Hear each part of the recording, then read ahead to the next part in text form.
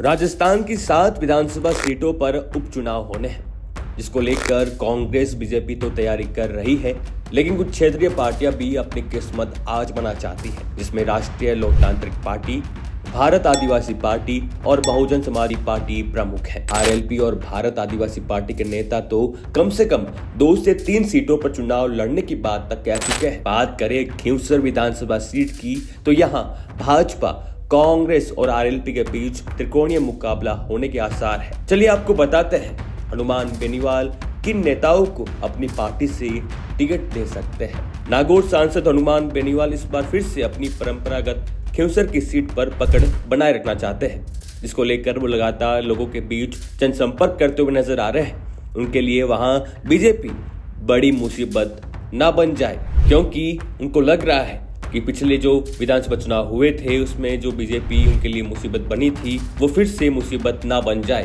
क्योंकि पिछले साल नवंबर में हुए विधानसभा चुनाव में खींवसर में मुकाबला बेहद संघर्षपूर्ण और रोचक रहा था।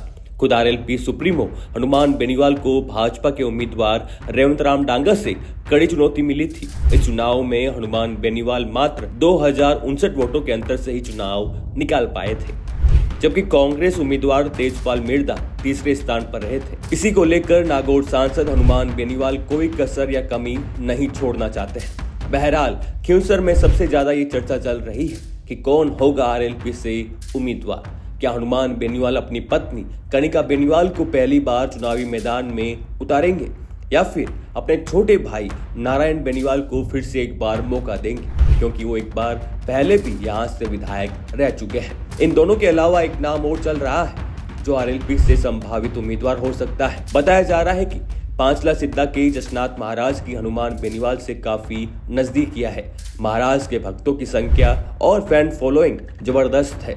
ऐसे में जसनाथ महाराज को उम्मीदवार बनाए जाने की चर्चाएं जोरों पर है। पिछले विधानसभा चुनाव की बात करें तो खींवसर में आरएलपी, भाजपा और कांग्रेस अलग अलग चुनाव लड़े थे, जिससे मुकाबला त्रिकोणीय और कांटेदार हो गया था। लेकिन लोकसभा चुनाव से ठीक पहले आरएलपी और कांग्रेस ने गठबंधन कर लिया था और दोनों पार्टियों के संयुक्त उम्मीदवार के रूप में हनुमान बेनीवाल ने चुनाव लड़कर भाजपा की ज्योति मिर्दा को हरा दिया था। ऐसे में अब कयास लगाए जा रहे हैं कि आरएलपी और कांग्रेस का यह गठबंधन खींवसर उपचुनाव में भी कायम रहेगा या नहीं। लेकिन आपको बता दें कि इसकी संभावनाएं काफी कम है। माना जा रहा है कि अब की बार फिर से त्रिकोणीय मुकाबला देखा जाएगा। ब्यूरो रिपोर्ट, भारत रफ्तार।